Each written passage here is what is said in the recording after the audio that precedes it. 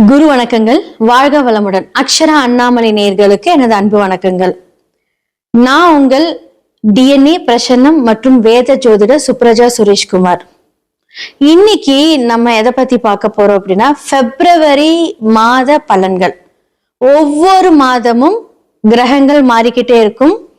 வருடத்துல மாறும், 2.5 வருடத்துல மாறும். சோ இந்த மாதிரி ஒரு சில கிரகங்கள் அதோடைய தாக்கத்தையும், அது எந்தெந்த இடத்துல பார்வை செலுத்துது, என்ன மாதிரியான விஷயங்கள் நம்மளுடைய லைஃப்ல ஒரு மாற்றத்தை தரும், அந்த மாற்றம் நல்லதா இல்ல நமக்கு அது கொஞ்சம் பாதகம் செய்யுமா, இல்ல நம்ம நினைக்கக்கூடிய மாற்றங்களுக்கு அது உதவுமா அப்படிங்கிறத இன்னைக்கு நம்ம பார்க்க போறோம். பொதுவா இந்த மாசத்துல தை மாதம் அப்படிங்கறதுல உங்களுக்கு தெரியும். சோ லாஸ்ட் மந்த்ல தான் வந்து பாத்தீங்க அப்படின்னா சூரியன் மகரத்துல இருந்து, சோ மகரத்துல இருந்து அந்த சூரியன் வந்து சஞ்சாரம் செஞ்சிருக்கிறனால சோ கூட என்ன மாதிரியான கிரகங்கள் சேர்ந்திருந்து இன்ஃபுளுன்ஸ் பண்ணுது ஒவ்வொரு ராசிக்கும். சோ இது வந்து பாத்தீங்க அப்படின்னா பிப்ரவரி மாதம்.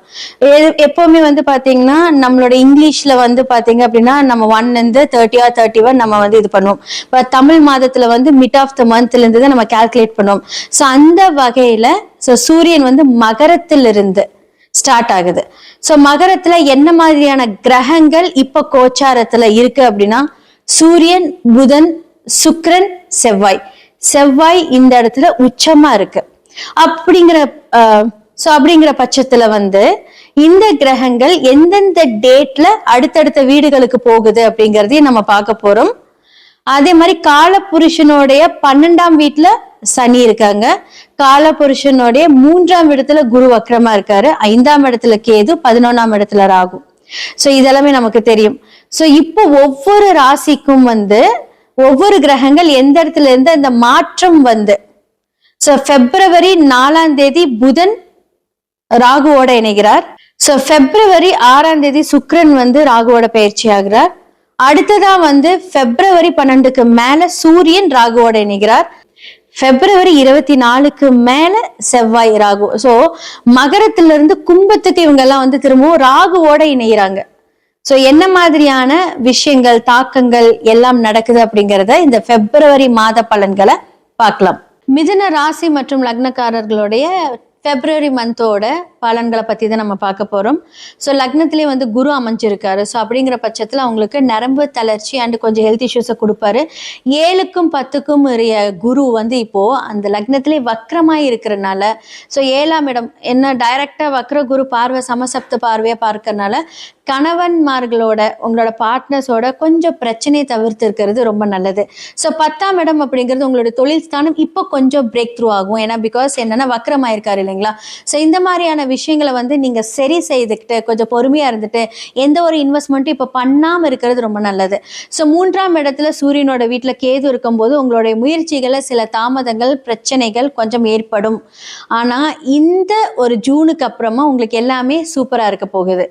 அது மட்டும் இல்லாம உங்களுக்கு செவ்வாயா இருக்கட்டும், புதனா இருக்கட்டும், உங்களுக்கு வந்து 8ஆம் இடத்துல போய் உட்காரும் போது, ஸோ லக்னாதிபதி 8ஆம் இடத்துல இருக்கும்போது உங்களால சில பிரச்சனைகள் ஏற்படக்கூடிய வாய்ப்புகள் இருக்கு. நீங்க எந்த ஒரு விஷயத்த நீங்க வந்து செய்தாலும் கொஞ்சம் யோசிச்சு பண்ணுங்க. ஏன்னா 8ஆம் இடம் அப்படிங்கிறது வந்து பாத்தீங்க அப்படின்னா அஷ்டமஸ்தானம் சொல்லுவாங்க. ஸோ பிரச்சனை வரக்கூடிய காலகட்டத்துல ஸோ மாறுற வரைக்கும் இந்த பிப்ரவரியில வந்து பாத்தீங்க அப்படின்னா அந்த 8ஆம் இடத்துக்குரிய அந்த வைப்ரேஷன்ஸ் கம்மியா இருக்கணும். அப்போ நீங்க எந்த விஷயத்திலயும் வந்து யார்கிட்டயும் வம்பு சண்டை போகாம இருக்கிறது இப்போ கொஞ்சம் நல்லது. 9ஆம் இடத்துல ராகு. ஸோ உங்களுடைய தந்தையோட ஹெல்த்ல கொஞ்சம் கவனம் தேவை. சில பேர்த்துக்கு வந்து உங்களோட சுயஜாதகத்தை பார்த்து அந்த விஷயத்த கொஞ்சம் கிளியர் பண்ணிக்கோங்க. ஏன்னா பிகாஸ் அவருடைய ஹெல்த் வந்து ரொம்ப பாதிக்கிற மாதிரி தான் இருக்கு. ஸோ இதுக்காக நீங்க என்ன பண்ணணும் அப்படின்னா, கோவில்கள்ல வேலை செய்யக்கூடிய முதியவர்களுக்கு நீங்க தான தர்மங்கள் ஹெல்ப் எல்லாம் பண்ணும்போது ஸோ இந்த காலகட்டத்தில் உங்களுடைய தந்தையோட ஹெல்த் எல்லாமே ரொம்ப நல்லா இருக்கும். ஸோ 10ஆம் இடத்துல சனி, அப்போ வந்து 10ஆம் இடத்துல தொழில் ஸ்தானத்துல கொஞ்சம் பிரேக் த்ரூ ஆகும்னு நான் சொல்லியிருக்கேன். ஸோ 11ஆம் இடத்துல இருக்கக்கூடிய செவ்வாய் வந்து பாத்தீங்க அப்படின்னா இந்த காலகட்டத்துல வந்து பாத்தீங்கன்னா உங்களுக்கு உச்ச பெறாரு. அப்படிங்கிற போது கொஞ்சம் மிட் ஆஃப் த மந்த் வந்து பாத்தீங்கன்னா நம்மளுடைய ராகுவோட இணைவும் போது ஸோ 11ஆம் இடம் உங்களுக்கு லாபங்கள் வரக்கூடிய ஸ்தானம் வந்து இந்த மந்த் எண்டில் தான் வரும். அது வரைக்கும் எந்த ஒரு இன்வெஸ்ட்மெண்ட்டும் பண்ணாதீங்க. ஸோ ஒவ்வொரு விஷயத்தையும் யோசிச்சு பண்ணுங்க. ஸோ சூரியனை 3க்குரிய சூரியன், அதாவது மறைவு ஸ்தானத்துல இருக்கக்கூடிய சூரியனும் வந்து 8ஆம் இடத்துல இருக்காரு. அப்போ நீங்க பண்ணக்கூடிய பிளானிங் எல்லாமே கொஞ்சம் ஜாக்கிரதையா இருக்கணும். ஏன்னா சுக்கிரனும் அங்கதான். எல்லாமே வந்து ஒரே இடத்துல இருக்கும்போது எந்த சைட்ல இருந்து நமக்கு பிரச்சனை வரும்னு தெரியாது. ஸோ மிதுன லக்னக்காரருங்க இந்த டைம்ல பிப்ரவரி மாதத்துல கொஞ்சம் ஜாக்கிரதையா இருந்து உங்களுடைய பிளானிங்கா இருக்கட்டும், எல்லா செயல்களும் வந்து ஒரு மார்ச் மாசம் தள்ளி வச்சீங்க அப்படின்னா கொஞ்சம் நல்லா இருக்கும். இந்த டைம்ல நோ கடன், நோ இன்வெஸ்ட்மெண்ட். ஸோ இப்போ வந்து பிப்ரவரி மாதத்தோட ராசி லக்னக்காரர்களோட என்ன மாதிரியான கிரகங்கள் இன்ஃப்ளூயன்ஸ் ஆகுது, என்ன மாதிரியான தாக்கங்கள் நம்ம லைஃப்பில் நடக்குது அப்படிங்கிறத நீங்கள் கேட்டிருப்பீங்க. நான் சொன்ன அந்த பரிகாரங்கள் எல்லாமே நீங்கள் பாருங்கள். அதே மாதிரி நம்ம சொல்லக்கூடிய எல்லா விஷயங்களும் பொது பலன்கள் தான். எல்லாருமே வந்து கீழே கமெண்ட் செக்ஷனில் சொல்லுவீங்க, என்ன இப்படி சொல்கிறீங்க, அப்படி சொல்கிறீங்க, என் வாழ்க்கையில் வந்து இன்னும் பிரச்சனை தான் நடந்துட்டு இருக்கு அப்படின்னா உங்களோட சுய ஜாதகத்தை நீங்கள் வந்து வெரிஃபை பண்ணுங்க. ஏன்னா எல்லா கிரகங்களும் எல்லாருக்குமே நன்மை செய்யும் சொல்ல முடியாது, தீமை செய்யும் சொல்ல முடியாது. நான் டிஎன்ஏ ஆஸ்ட்ராலஜர் அப்படிங்கறதுனால நல்ல கிரகங்களை வந்து நல்லா அலசி ஆராய்ந்து இந்த தசா புக்தியில் உங்களுக்கு யார் உங்களுக்கு ஃபேவராக பண்ணுறாங்க, எந்த ஒரு கிரகத்தை ஆக்டிவேட் பண்ணணும், எந்த ஒரு கிரகத்தை டீஆக்டிவேட் பண்ணணும், என்ன மாதிரியான சில ஒரு சூட்சம பரிகாரம் தான். நீங்கள் வந்து இதை செலவு பண்ணுங்க, அதை செலவு பண்ணுங்க, இன்னைக்கு வரைக்கும் என் கிளைண்ட்டுக்கு நான் சொன்னதே கிடையாது. சூட்சமமான வாழ்வியல் பரிகாரங்கள் சொன்னாலே அந்த ப்ராப்ளம் சரியாயிடும்.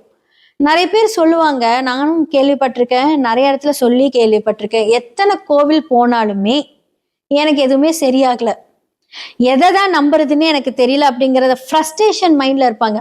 பரிகாரம் பண்ணாலுமே அந்த பரிகாரம் நடக்கிறதுக்குமே அந்த ஒரு பரிகாரங்கள் செய்யணும். இதெல்லாமே வந்து கேட்கும் போது புதுசா இருக்கும், எவ்வளோ பண்ணியாச்சுங்கிற அந்த ஒரு ஃப்ரஸ்ட்ரேஷன் இருக்கும், இனி யார் சொல்லி நம்ம கேட்கறதுங்கிறது இருக்கும். கரெக்டாக அந்த கிரகத்தை நம்ம வந்து நட்சத்திரத்தையும் ஆக்டிவேட் பண்ணணும். ஸோ கண்டிப்பாக கீழே இருக்கிற நம்பருக்கு நீங்கள் காண்டாக்ட் பண்ணி எங்ககிட்ட நீங்கள் அப்பாயின்மெண்ட் வாங்கி உங்களுடைய ஹாரோஸ்கோப், அதாவது உங்களோட ஸோ இப்போ வந்து பிப்ரவரி மாதத்தோட ராசி லக்னக்காரர்களோட என்ன மாதிரியான கிரகங்கள் இன்ஃப்ளூயன்ஸ் ஆகுது, என்ன மாதிரியான தாக்கங்கள் நம்ம லைஃப்பில் நடக்குது அப்படிங்கிறத நீங்கள் கேட்டிருப்பீங்க. நான் சொன்ன அந்த பரிகாரங்கள் எல்லாமே நீங்கள் பாருங்கள். அதே மாதிரி நம்ம சொல்லக்கூடிய எல்லா விஷயங்களும் பொது பலன்கள் தான். எல்லாருமே வந்து கீழே கமெண்ட் செக்ஷனில் சொல்லுவீங்க, என்ன இப்படி சொல்கிறீங்க, அப்படி சொல்கிறீங்க, என் வாழ்க்கையில் வந்து இன்னும் பிரச்சனை தான் நடந்துட்டு இருக்கு அப்படின்னா உங்களோட சுய ஜாதகத்தை நீங்கள் வந்து வெரிஃபை பண்ணுங்க. ஏன்னா எல்லா கிரகங்களும் எல்லாருக்குமே நன்மை செய்யும் சொல்ல முடியாது, தீமை செய்யும் சொல்ல முடியாது. நான் டிஎன்ஏ ஆஸ்ட்ராலஜர் அப்படிங்கறதுனால நல்ல கிரகங்களை வந்து நல்லா அலசி ஆராய்ந்து இந்த தசா புக்தியில் உங்களுக்கு யார் உங்களுக்கு ஃபேவராக பண்ணுறாங்க, எந்த ஒரு கிரகத்தை ஆக்டிவேட் பண்ணணும், எந்த ஒரு கிரகத்தை டீஆக்டிவேட் பண்ணணும், என்ன மாதிரியான சில ஒரு சூட்சம பரிகாரம் தான். நீங்கள் வந்து இதை செலவு பண்ணுங்க, அதை செலவு பண்ணுங்க, இன்னைக்கு வரைக்கும் என் கிளைண்ட்டுக்கு நான் சொன்னதே கிடையாது. சூட்சமமான வாழ்வியல் பரிகாரங்கள் சொன்னாலே அந்த ப்ராப்ளம் சரியாயிடும். நிறைய பேர் சொல்லுவாங்க, நானும் கேள்விப்பட்டிருக்கேன், நிறைய இடத்துல சொல்லி கேள்விப்பட்டிருக்கேன், எத்தனை கோவில் போனாலுமே எனக்கு எதுவுமே சரியாகலை, எதை தான் நம்புறதுன்னே எனக்கு தெரியல அப்படிங்கிறத ஃப்ரஸ்ட்ரேஷன் மைண்ட்ல இருப்பாங்க. பரிகாரம் பண்ணாலுமே அந்த பரிகாரம் நடக்கிறதுக்குமே அந்த ஒரு பரிகாரங்கள் செய்யணும்.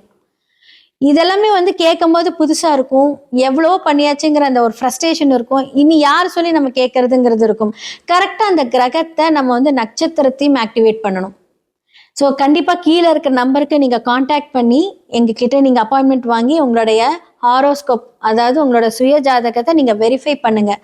கண்டிப்பாக எங்களால் முடிந்த எல்லாமே உங்களுக்கு நாங்கள் சொல்லி உங்களோட ப்ராப்ளமை எவ்வளோ சீக்கிரம் சரி பண்ண முடியுமோ அதற்கான வாழ்வியல் பரிகாரங்கள் சொல்லும் போது எல்லாமே சரியாயிடும்.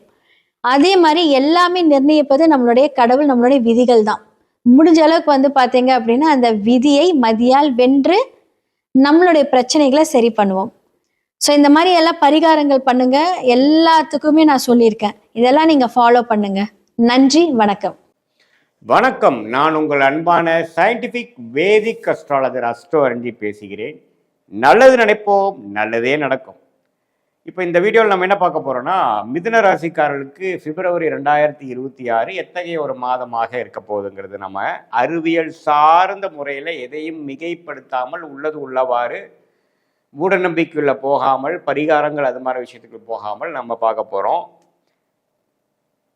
சயின்டிஃபிக் வேதிக் அஸ்ட்ராலஜி முறையில் பார்க்க போகிறோம். இப்போ கோச்சார் அமைப்பில் மிதுன ராசிக்காரர்களுக்கு எப்படி இருக்குன்னு பார்த்தீங்கன்னா, 8ஆம் இடத்துல பிப்ரவரி மாதம் பிறக்கும் பொழுதே 8ஆம் இடத்துல வந்து உங்களுக்கு செவ்வாய், புதன், சுக்கிரன், சூரியன்லாம் இருக்கிறார். ஆனால் பிப்ரவரி முதல் வாரத்துக்கு அப்புறம் பார்த்தீங்கன்னா புதன், சுக்கிரன், பிப்ரவரி 2வது வாரம் சூரியன், அதுக்கப்புறம் செவ்வாய், எல்லாமே 8ல் இருக்கக்கூடிய கிரகங்கள் எல்லாமே 9க்கு போய் குருவின் பார்வை பெறுகிறார்.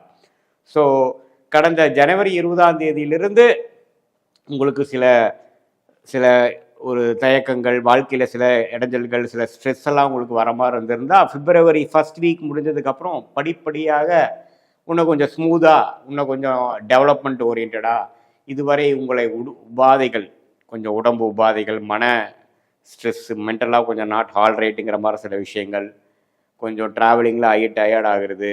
ஸோ அது மாதிரி 8ஆம் வீட்டு பலன்களை கொடுத்து கொண்டிருக்கக்கூடிய இந்த கிரகங்கள் பிப்ரவரி முதல் வாரத்துக்கு அப்புறம் படிப்படியாக யோகமான பலன்களை கொடுக்கக்கூடிய அமைப்பு இருக்குது. ஏன்னா ராசிக்குள்ள குரு இருக்கிறார், 10ஆம் இடத்துல சனி இருந்து தொழில் வேலையில் பயங்கரமான ஒரு முன்னேற்றத்தையும் ஃபோக்கஸையும் கொடுத்துட்டு இருக்கிறார் சனி. அதே சமயத்தில் 9ஆம் இடத்துல ராகுவும் 3ஆம் இடத்துல கேதுவும் இருந்து நல்ல பலன்களை கொடுத்து கொண்டிருக்கிறார். ஸோ இதில் ஒரே விஷயம் என்னன்னா, தகப்பனார் விஷயங்களுக்கு வந்து கொஞ்சம் சில பிரச்சனைகள், சில உடல் உபாதைகள், தாயாருக்கும் சில உடல் உபாதைகள் வரலாம். அவங்களுக்கு சில தோஷங்களை கொடுத்து ஜாதகருக்கு, மிதுனராசிக்காரர்களுக்கு நல்ல யோகத்தை கொடுக்கக்கூடிய அமைப்பு பிப்ரவரி மாதம் உண்டுங்க. ஸோ 8ஆம் வீட்டில் இருக்கக்கூடிய லக்னாதிபதியாகிய ராசி அதிபதியாகிய புதனே பார்த்தீங்கன்னா பிப்ரவரி செகண்ட் வீக்கில் 2வது அந்த 9ஆம் பாவம் என்று சொல்லப்படுகிற யோகஸ்தானத்துக்கு போய் ராகுவோட பக்கத்தில் போனாலும் குருவின் பார்வை பெறுகிறார். ஸோ அதனால் எந்த விதத்திலையும் பெரிய பாதிப்புகள் இல்லை. ஸோ பிப்ரவரி கடைசி 2 வாரத்தில் சில அசௌகரியங்கள் மிதுனராசிக்காரர்களுக்கு நடந்திருந்தாலும் படிப்படியாக பிப்ரவரி மாதம் வந்து நல்ல ஒரு பலன்களை கொடுக்கக்கூடிய அமைப்பு. கடந்த 6 மாதமாகவே தொழில் மேன்மை, உத்தியோக மேன்மை பெறக்கூடிய அமைப்பு கொடுத்துட்டு இருக்கிறார் மிதுனராசிக்காரர்களுக்கு. ஏன்னா மிதுனம் 10ஆம் இடத்துல சனி இருக்கிறது பார்த்தீங்கன்னா, என்னதான் சில பெற்றோர்கள் ரிலேட்டடான விஷயத்தில் சங்கடங்களை கொடுத்தாலும் தொழில் வேலையில் வந்து முன்னேற்றத்தை கொடுக்கக்கூடிய அமைப்புகள் கண்டிப்பாக உண்டு. ஸோ அதனால் இந்த வாய்ப்பை நீங்கள் யூஸ் பண்ணிக்கணும். தவறுகள் இல்லை. உடல் உபாதைகள் இருந்ததுன்னா பிப்ரவரி செகண்ட் வீக்லேருந்து ஓரளவுக்கு படிப்படியாக சரியாகி தூக்கம் கொஞ்சம் அப்பப்போ அப்செட் ஆகுது, உடம்பு கொஞ்சம் சரியில்லை, நம்ம கண்ட்ரோலுக்கு வரமாட்டேங்குதுங்கிற ஒரு பிப்ரவரி மாதம் பொங்கலுக்கு அப்புறம் வரக்கூடிய சில ஒரு மாதிரியான சுமாரான பலாபலன்கள் நீங்கி நல்ல பலன்களை நோக்கி போகக்கூடிய அற்புதமான ஒரு மாதமாக பிப்ரவரி மாதம் இருக்குங்க. குருவின் பார்வையில் வந்து ராசி அதிபதி போகிறார், சுக்கிரன் போகிறார், அதே சமயத்தில் செவ்வாய், எல்லா கிரகமும் போகும்பொழுது ஓரளவுக்கு ஸ்மூத்தாக போகக்கூடிய அமைப்புகள் கண்டிப்பாக உண்டு. அதே சமயத்தில் ராசிக்குள்ளேயே குரு இருந்து நல்லாவே வந்து ஒரு ஒழுக்கம், இதுவரை நீங்கள் கொஞ்சம் அப்படி இப்படி இருந்திருந்தாலும் இப்போ ஒழுக்கத்தை நோக்கி போகக்கூடிய அமைப்பு, கொஞ்சம் தெளிவாக யோசிக்கிறோம், யாரோ சொன்னாங்கன்னா கேட்குறோம், எல்லாமே வந்து போன காலத்தில் பிற்காலத்தில் நம்ம என்னென்ன மாதிரி ஒரு இறந்த காலத்தில் நம்ம செய்தோமோ சில தவறுகளை செய்ததெல்லாம் இப்போ நல்லாவே உங்களுக்கு பல்ப் போட்டு தெரியும். ஏன்னா ஒரு சுபகிரகமாகிய குரு ராசிக்குள்ளே போயிட்டாருன்னா மைண்டு தெளிவாகும். நம்ம முதல்ல இருந்த கொஞ்சம் லேசியான ஹேபிட்ஸு, தேவையில்லாத ஒரு பழக்க வழக்கங்களாக நீங்கி ஓரளவுக்கு தெளிவை நோக்கி போய்கொண்டிருக்கக்கூடிய மிதுனராசிக்காரர்கள் பிப்ரவரி மாதம் மேலும் சில மேன்மைகளும் சில யோகங்களும் பெற்று சில வண்டி வாகனம் வாங்குறது, சில இடங்கள் வாங்குறது, சில ஒரு இடத்தை கொடுத்து இன்னொரு இடம் வாங்குறது, ஆபரணங்கள் வாங்குறது, நல்ல ஒரு தங்கம், சில்வர், அது மாதிரி ஆபரணங்கள் வாங்குறது, காஸ்ட்லியான ப்ரிஷியஸ் மெட்டல்ஸ் வாங்குறது, இது மாதிரி சில முதலீடுகளை செய்யக்கூடிய அமைப்புகள்லாம் கொஞ்சம் படிப்படி வருது. அதே மாதிரி மாணவர்களும் பார்த்திங்கன்னா இதுவரை கொஞ்சம் ஒரு மாதிரி தயக்கத்தோடையும் கான்ஃபிடன்ஸும் இல்லாதவங்களுக்கு ஒரு கான்ஃபிடண்ட்டாக வந்து ஒரு எக்ஸாம் எழுதுறது, காம்படிட்டிவ் எக்ஸாம்ஸ் எழுத ரெடி ஆகிறது, என்ன ஹையர் ஸ்டடீஸ் படிக்கணும் அப்படிங்கிற விஷயத்தில் ஒரு நல்ல தெளிவு பெறுவது, அது மாதிரி நல்ல யோக பலன்கள்லாம் கொஞ்சம் இருக்குங்க. அதே சமயத்தில் சுக்கிரனை குரு பார்க்குறதுனால இந்த மீடியா துறையில், கலைத்துறையில் இருக்கிறவங்களுக்கெல்லாம் கொஞ்சம் நல்ல முன்னேற்றங்கள் உண்டு. கொஞ்சம் இதுவரை கொஞ்சம் அலைச்சல்கள், நிறையா ட்ராவலிங், வீண் செலவுகள்லாம் போயிட்டுருக்கிறவங்களுக்கு இப்போ கொஞ்சம் நிம்மதி பெருமூச்சு பெறக்கூடிய ஒரு நல்ல அமைப்புகள் உண்டு. ஸோ நல்ல ஒரு குருவின் பார்வையிலேயே ராசி அதிபதி வந்துட்டாருன்னா பரவாயில்லை. அதே சமயத்தில் ராகுவோட சேர்ந்துருக்கிறதுனால கொஞ்சம் மென்டல் அபரேஷன், டென்ஷன்லாம் கொஞ்சம் வரும். ஸோ கொஞ்சம் யோகா முறை, மெடிடேஷன் முறையெல்லாம் கொஞ்சம் செய்து கொண்டு நம்ம மன அழுத்தத்துக்குள் போகாமல் ஸ்மூத்தாக பொறுமையாக போகும் பொழுது நல்லாவே இந்த பிப்ரவரி மாதம் வந்து மிதுன ராசிக்காரர்களுக்கு அவங்கவுங்களுக்கு நடக்கக்கூடிய தசாபுக்திகளுக்கு ஏற்ற ஒரு நல்ல சப்போர்ட்டிவான ப்ரொடக்டிவான ஒரு உபயோகமான ஒரு மாதமாக குறிப்பாக 2வது வாரத்திலிருந்து மாற்றங்கள் 8ஆம் வீட்டில் இருக்கக்கூடிய கிரகங்கள்லாம் 9ஆம் வீட்டுக்கு போகக்கூடிய அமைப்புகள் நன்றாக இருக்குதுங்கிறது நம்ம தெரிஞ்சுக்கணும். இது ஒரு பொதுவான பலனை தவிர உங்களுடைய பிறந்த தேதி, பிறந்த நேரம், பிறந்த ஊரை வைத்து வரக்கூடிய ஜென்ம ஜாதகம் எப்படி இருக்கு, எந்த லக்னத்தில் பிறந்தீங்க, அந்த லக்னத்துக்கு ஏற்ற நல்ல யோகமான தசாபுக்திகள் போய் கொண்டு இருக்கிறதா, அல்லது அவர் கொஞ்சம் சரியில்லாமல் போயிட்டு இருக்காரா. நான் சொன்ன இப்போ யோக பலன்கள்லாம் இன்னுமே தூக்கலாக நடக்கிற மாதிரி தசாபுக்திகள் போய் கொண்டு இருக்கிறதா, இல்லை கொஞ்சம் டிலே ஆகிற மாதிரி விஷயங்களா இருக்காங்கிறது உங்களுடைய ஜென்ம ஜாதகத்தை பார்க்கும் பொழுது உண்மையே துல்லியமான பலன்கள் அறிவியல் சார்ந்த முறையில் எதையுமே மிகைப்படுத்தாமல் உள்ளது உள்ளவாறு நம்மளால சொல்ல முடியும் அப்படிங்கிறத நீங்கள் தெரிஞ்சுக்கணும்.